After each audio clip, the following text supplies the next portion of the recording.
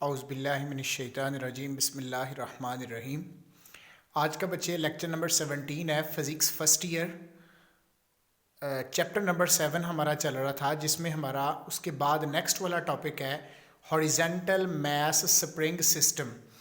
इस टॉपिक के अंदर हम मुख्तलिफ़ किस्म के फार्मूले पढ़ेंगे जो हमने पीछे कुछ निकाले थे उनको, और अभी जो हम निकालने जा रहे हैं उनको बिलखसूस इस्तेमाल किया जाता है न्यूमेरिकल के अंदर। तो ये बाज़ खात MCQs के तौर पर पूछे जा सकते हैं, न्यूमेरिकल के अंदर इस्तेमाल हो सकते हैं। तो इन तमाम फार्मूलों को अब हम सम अप करने जा रहे हैं। टाइम पीरियड का फार्मूला मालूम करेंगे, हॉरिजेंटल मास स्प्रिंग सिस्टम का डिस्प्लेसमेंट मालूम करेंगे, इसके अलावा वेलोसिटी मालूम करेंगे, मैक्सिमम वेलोसिटी मालूम करेंगे डिफरेंट फार्मूलों की मदद से। तो आइए, सबसे पहले तो आपके पास हमारा टॉपिक है हॉरिजेंटल मास स्प्रिंग सिस्टम। इसमें आपको बकायदा दिखाया जा चुका है, ये हमारे पास कोई भी स्प्रिंग है जो हॉरिजेंटली लाई कर रहा है। यूँ समझ लें कि एक टेबल के ऊपर हमने स्प्रिंग रखा हुआ है, उसके साथ एक छोटा सा जिस्म बांध देना है जिसका मैस m है। ये स्प्रिंग है जिसका स्प्रिंग कांस्टेंट जो है वो k से रिप्रेजेंट किया जाता है। जब हम इसको बाहर की तरफ खींचेंगे, बाहर की तरफ एक्सटर्नल फोर्स लगाएंगे, ये बाहर की तरफ जाने के बाद वापस आएगा तो ये अंदर की तरफ कंप्रेस होगा, और अंदर की तरफ कंप्रेस होने के बाद ये नेक्स्ट बाहर जाएगा। इसी तरह ये वाइब्रेट करना शुरू हो जाएगा। तो हम इसकी वाइब्रेटरी मोशन का जो टाइम पीरियड है, डिस्प्लेसमेंट है, वेलोसिटी है, मैक्सिमम वेलोसिटी है, उसको हम मालूम करेंगे मुख्तलिफ फार्मूलों की मदद से। तो let us consider a horizontal mass spring system as shown in figure. फर्ज करें कि आपके पास एक मास स्प्रिंग सिस्टम है जैसा कि शक्ल में दिखाया गया है। तो उसके लिए इंस्टेंटेनियस एक्सेलरेशन का फार्मूला, इससे कबल जब हमने चैप्टर शुरू किया था तो उस वक्त हमने ये फार्मूला मालूम किया था। तो उसमें a बराबर है -k/m into x. k spring constant है, m मैस है जो हमने इसके साथ अटैच किया है, x हमारा डिस्प्लेसमेंट है। अब k और m आपको पता है इन दोनों की वैल्यू कांस्टेंट होती है। तो इस फार्मूले से हमें ये पता चलता है कि acceleration directly proportional to displacement है, और जिसकी डायरेक्शन मनफी की वजह से ये बता रहा है हमें मनफी का साइन कि हमेशा टुवर्ड द मीन पोजीशन है। जिस तरह मैंने इस फोर्स की डायरेक्शन बाहर को बनाई है, तो आपके पास बाहर की तरफ जाने की बजाय अगर आप अंदर की तरफ फोर्स लगाएंगे ना, तो ये अंदर की तरफ आना शुरू हो जाएगा। एज ए रिजल्ट ये वाइब्रेट करना शुरू कर देगा। अब आपने इससे पिछले लेक्चर के अंदर एक्सेलरेशन का फार्मूला ये पढ़ा था, a बराबर है -ω² x। ये फार्मूला भी एक्सेलरेशन का है, ये फार्मूला भी एक्सेलरेशन का है। आप देखें दोनों मसावातों की लेफ्ट हैंड साइड सेम है। अगर किसी मसावात की लेफ्ट हैंड साइड सेम हो तो राइट हैंड साइड्स भी सेम होती हैं। आप यूं समझ लें कि इक्वेशन नंबर 1 और इक्वेशन नंबर 2 को कंपेयर कर दें। जब कंपेयर करेंगे तो हमारे पास ये फार्मूला कुछ यूं बन जाएगा, -ω² x -k/m इंटू एक्स। ये हमारे पास फार्मूला बन जाएगा। आप इसको ऐसे भी लिख सकते हैं कि इस a की वैल्यू ऊपर वाले फार्मूले में दर्ज कर दी। फिर भी आप बच्चे देखें तो -ω² x -k/m इंटू एक्स के बराबर हो जाएगा। अब यहाँ से अगर हम ओमेगा की वैल्यू निकालना चाहते हैं तो हमारे पास ये वाला x इस x के साथ कट जाएगा, ये वाला मनफी इस मनफी के साथ कट जाएगा, तो ω² बराबर आ जाएगा k/m। अगर अकेला ओमेगा निकालना है आपने तो टेकिंग स्क्वायर रूट, जब बच्चे इसका स्क्वायर रूट लेंगे तो हमारे पास अकेला ओमेगा आ जाएगा k/m का स्क्वायर रूट। तो ये MCQs के तौर पर पूछा जाता है कि मास स्प्रिंग सिस्टम के लिए एंगुलर फ्रीक्वेंसी की वैल्यू बता दें। तो मास स्प्रिंग सिस्टम के लिए बच्चे हमारे पास ओमेगा बराबर होता है k/m के। अब इस फार्मूले को हम अगर इसी की मदद से डिस्प्लेसमेंट निकालना चाहते हैं, अब हमारे पास है एज इंस्टेंटेनियस डिस्प्लेसमेंट का फार्मूला हमने इसे कबल पढ़ा। तो इंस्टेंटेनियस डिस्प्लेसमेंट का फार्मूला हमारे पास था x = x0 sine of omega t. तो ये हमारे पास x = x0 sine of omega t जो फार्मूला था, अब ओमेगा की वैल्यू यहां पे दर्ज कर दें। जब putting omega is equal to k over m, तो ये ऊपर वाले फार्मूले में दर्ज कर देंगे तो हमारे पास ये formula x not sine of k over m का स्क्वायर रूट और साथ टी वैसे का वैसा आ जाएगा। सो ये हमारे पास डिस्प्लेसमेंट का फार्मूला आ जाएगा। इसकी मदद से डिस्प्लेसमेंट निकल सकता है। ये हमारे पास एंगुलर फ्रीक्वेंसी का फार्मूला है। अब जिस तरह हमने डिस्प्लेसमेंट निकाला है इसी तरह हम इसका टाइम पीरियड भी निकाल सकते हैं। तो एज टाइम पीरियड के लिए हमारे पास फार्मूला था omega is equal to 2 pi over t. अगर आप यहां से टी टाइम पीरियड की वैल्यू निकालना चाहते हैं तो 2 पाई ओवर ओमेगा आ जाएगा। अब ओमेगा की वैल्यू अगेन दर्ज कर दें। Putting omega is equal to k over m का स्क्वायर रूट। जब ये वैल्यू ऊपर दर्ज करेंगे तो t बराबर है 2 पाई के ओवर एम का स्क्वायर रूट। इसको ज़रा रीअरेंज करके लिख लें तो 2 पाई, ये m नीचे है, आप ये ऊपर चला जाएगा, t बराबर है 2 पाई m ओवर के। सो ये टाइम पीरियड का फार्मूला आ गया। जैसा कि मैंने लेक्चर के शुरू में कहा था कि आज हम डिफरेंट फार्मूले निकालेंगे। सबसे पहले देखिए एंगुलर फ्रीक्वेंसी का निकाला, उसके बाद डिस्प्लेसमेंट का निकाला, उसके बाद टाइम पीरियड का निकाला। इसी तरह फार वेलोसिटी के लिए फार इंस्टेंटेनियस वेलोसिटी। अब अगर हम वेलोसिटी निकालेंगे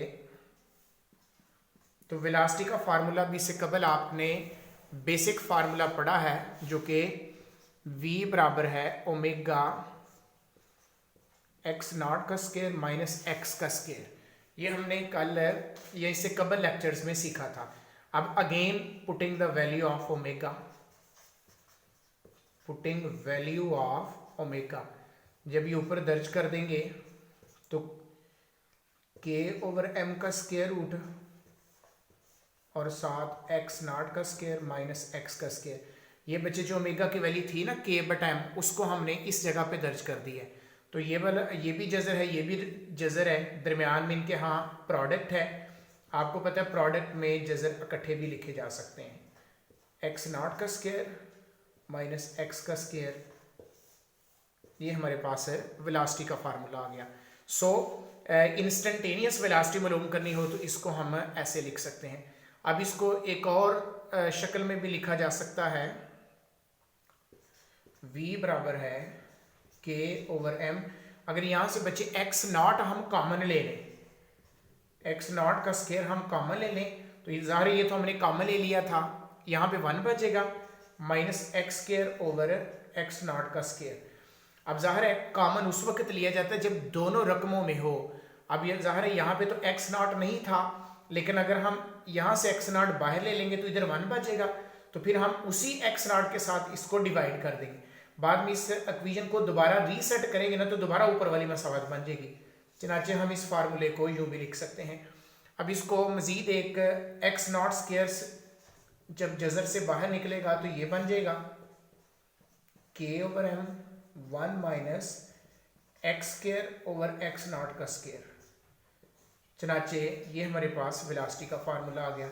सो ये भी इंस्टेंटेनियस वेलोसिटी का फार्मूला है। इसके अलावा ये भी इंस्टेंटेनियस वेलोसिटी का फार्मूला है। जस्ट इसको ज़रा डिफरेंट शेप दी गई है कि हम इसको इस तरह भी लिख सकते हैं। इसके अलावा आप देखेंगे कि हम इसी से मैक्सिमम वेलोसिटी निकालेंगे तो उसको हम कुछ यूँ लिखेंगे, फॉर मैक्सिमम वेलोसिटी। आपको पता है मैक्सिमम वेलोसिटी होती है एट मीन पोजीशन पे, और मीन पोजीशन पे अगर वेलोसिटी मैक्सिमम है तो हम वहाँ पे डिस्प्लेसमेंट की वैल्यू 0 लेते हैं। आपको पता है मीन पोजीशन पे वेलोसिटी जो है वो मैक्सिमम है और मीन पोजीशन पे डिस्प्लेसमेंट की वैल्यू 0 होती है। तो अब आप बेशक इस फार्मूले में या बेशक इस फार्मूले में x की जगह पे 0 दर्ज कर दें। लेट के चले मैं इस फार्मूले में x की जगह पे 0 दर्ज करता हूँ, v के साथ नॉट लिख लेंगे, यूँ समझ लें ये मैक्सिमम वेलोसिटी को रिप्रेजेंट करता है। मैक्सिमम वेलोसिटी अगर सिर्फ v होगा तो ये इंस्टेंटेनियस वेलोसिटी है, और अगर v के साथ नीचे नॉट लिख दिया है तो ये मैक्सिमम वेलोसिटी है। अब हम इसको v not is equal to x not k over m 1 minus 0 का स्क्वायर ओवर x नॉट का स्क्वायर। अब हम इसको यूं लिखेंगे क्योंकि और ये k का स्क्वायर रूट एज इट बरकरार है, ऐसे हम लिख सकते हैं। चले मैं 1 माइनस 0 का स्क्वायर ओवर x नॉट का स्क्वायर। यूं बच्चे समझे कि x नॉट वैसे का वैसा लिख लिया, k ओवर m भी वैसे का वैसा लिख लिया, माइनस इंटू 1 माइनस x की जगह पे 0 लिख दिया, बाकी हमने एज इट। अब आपको पता है 0 के नीचे कुछ भी हो वो 0 होता है। अब 1 माइनस 0 ये सारी रकम अब 1 के बराबर हो जाएगी। तो अगर आप इसको रीअरेंज मतलब रीसेट करके लिखें तो हम इसको ये लिख सकते हैं। चनाचे ये मैक्सिमम वेलोसिटी का फार्मूला है। जिस तरह बच्चे ये मैंने कहा कि ये दोनों इंस्टेंटेनियस वेलोसिटी के फार्मूले हैं, इसी तरह बच्चे ये मैक्सिमम वेलोसिटी का फार्मूला है। अब लास्ट में इंस्टेंटेनियस वेलोसिटी को और मैक्सिमम वेलोसिटी को हम आपस में रिलेट करेंगे। अब देखिएगा इस इन टर्म ऑफ हम इंस्टेंटेनियस वेलोसिटी निकालेंगे in term of maximum velocity. देखें मैं इस मसावात को मैक्सिमम वेलोसिटी की सूरत में लिखने जा रहा हूं। वो कैसे? अब देखें हम ये हमारे पास मसावात है, v बराबर है x not k over m, इसका जज़र लैदा लिख दें 1 minus x square over x not का स्क्वायर और इसका स्क्वायर रूट लैदा लिख दें। मैंने क्या किया है, x नॉट वैसे का वैसा लिख दिया, k ओवर m क्योंकि ये भी स्क्वायर रूट के अंदर है, इस रकम को और इस रकम को मैंने अलग-अलग स्क्वायर रूट के अंदर लिख दिया है। अब ऐसा करने का फायदा आप देखिएगा कि x not k over m का जज़र, x not k over m का जज़र, और ये नेक्स्ट वाली जो टर्म थी इसको मैंने एज इट लिख दिया। अब बच्चे गौर से देखिए हमारे पास ये वाली जो टर्म है, ये वाली, ये गौर से देखिए ऊपर वाली टर्म है, इसका मतलब है ये तो फिर मैक्सिमम वेलोसिटी हो गई। एट द एंड हम इसी इक्वेशन को, इसका मतलब हम इसकी जगह पे v नॉट लिख सकते हैं 1 minus x square over x not का स्क्वायर। चनाचे ये हमने हेडिंग के मुताबिक इंस्टेंटेनियस वेलोसिटी को मैक्सिमम वेलोसिटी की सूरत में लिख दिया। तो ये बच्चे हमने आज के टॉपिक में डिफरेंट फार्मूले निकाले थे। सबसे पहले आपने एंगुलर फ्रिक्वेंसी का फार्मूला निकाला, उसके बाद डिस्प्लेसमेंट का निकाला, फिर टाइम पीरियड का निकाला, फिर इंस्टेंटेनियस वेलोसिटी का निकाला, फिर मैक्सिमम वेलोसिटी का, और इसी तरह एट द एंड हमने मैक्सिमम वेलोसिटी को और इंस्टेंटेनियस वेलोसिटी को आपस में रिलेट किया, और एट द एंड हमने डिफरेंट फार्मूले हासिल कर लिए हैं। तो ये था बच्चे आज के लिए। इंशाल्लाह नेक्स्ट टॉपिक के साथ होगी मुलाकात। अल्लाह हाफिज़।